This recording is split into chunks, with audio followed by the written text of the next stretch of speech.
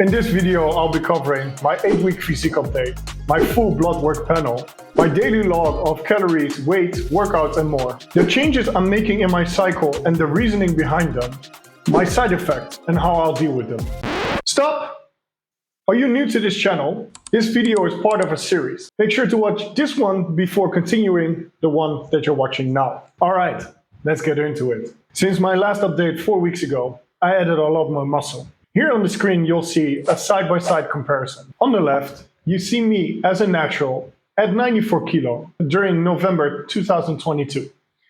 On the right, you can see my 8-week testosterone update, during which I'm weighing 92 kilo and look a lot bigger and fuller, even though I am still lighter than my maximum natural weight. In terms of training, everything is going really well, and my strength is definitely improving. What I'm currently focusing on is trying to improve my 5 rep max on my squats. During the past month, I've noticed that I can improve my squat every single week.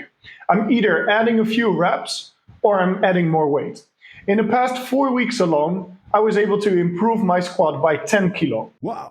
However, it's also my first time squatting since a year. During the past year, I focused on machine lifts in order to improve small elements of my legs in order to get back to squatting at some point and try to improve the maximum load that I can squat. So I think it's a mix between the work I did during the past year and the testosterone doing its work. Now let's go over the blood work that I've done. I'm pretty sure most of you are just wondering if my testosterone went up since last time, yes or no, but I have so much more to share with you this time. As you can see, my albumin basically remained the same. For those of you that watched my 4-week update video, know that my testosterone was at around 1600 nanograms per deciliter on a dose of 200 milligrams per week. And during that video, I said that I expected my level to come up further during the upcoming blood test, which is right now. What I predicted in that video was that my levels would probably come up to about 1800 to 2000 on the same dose. However, my numbers are even higher. My testosterone result came back at 2150 nanograms per deciliter, with my free and bioavailable testosterone also being about 50% higher than last time. Both of those are now about 4 times the maximum range. Now, I'm personally very happy with these results because it means that I don't need a lot of testosterone in order to get good levels to build muscle on. This time, I also tested my thyroid values, which is something that I've never tested before. Thyroid values consist of T3 and T4 values, and as you can see, my values are perfectly in range. But here's the big surprise. My kidney values dramatically improved while being on cycle. My eGFR went from 78 to 93. My creatinine came down. My BUN came down. All of them are now perfectly in range, and this is literally the first time I've ever been able to get all of those values in range. It was perfect. Perfect. Everything, down to the last minute details. Next up is my cholesterol. My HDL is always chronically low, but what I was impressed by is the fact that my LDL came down as well. This I contribute to the supplements that I've been introducing, which I'll cover in another video. Make sure to subscribe to my channel, because soon I will be making a video about all of the supplements that I am using. Estradiol. As you can see, my estradiol E2 is at 50. Compared to my testosterone being at 2200 nanograms per deciliter, it's actually a little bit low. However, this isn't much of a problem because I don't feel the downside of having lower estrogen. And actually, it's on the natural scale, it's perfectly in range. I prefer my E2 being a bit low because this means that I won't have to take an aromatase inhibitor and I won't be dealing with estrogenic side effects such as gyno, acne, and whatnot. I'll quickly show you my general blood test results sheets, after which I'll go into the juicier part of the video. As you can see, my cholesterol got better, my albumin got better, my triglycerides got better, my eGFR got better, my creatinine got better, my BUN got better.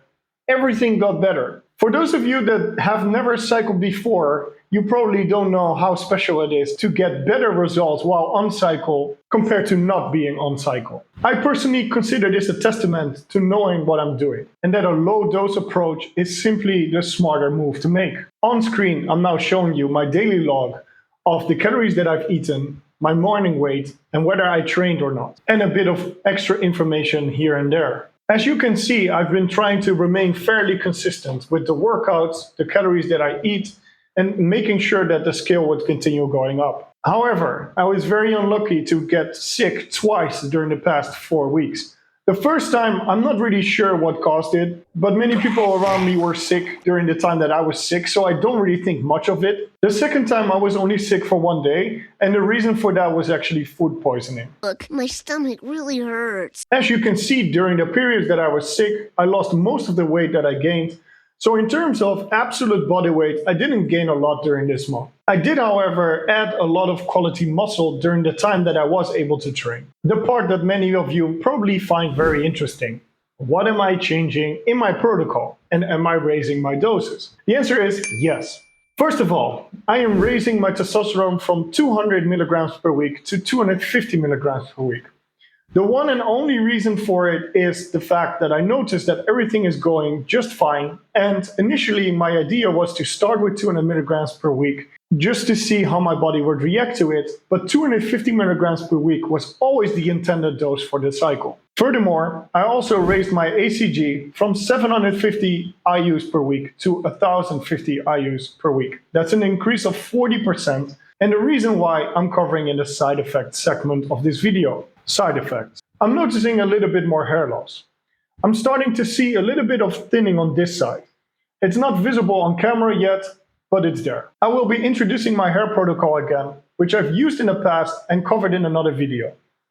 I'm still keeping an eye on my blood pressure, but my blood pressure is totally fine. Another side effect and why I'm introducing more ACG into my protocol is because my loads have become considerably smaller. This isn't something I'm worried about because I intentionally started with a lower ACG dose because ACG converts into estrogen, so I decided to start low and build up when needed. Another side effect that I've experienced recently is when I tried to switch to a cheaper testosterone brand. This resulted in more post-injection pain.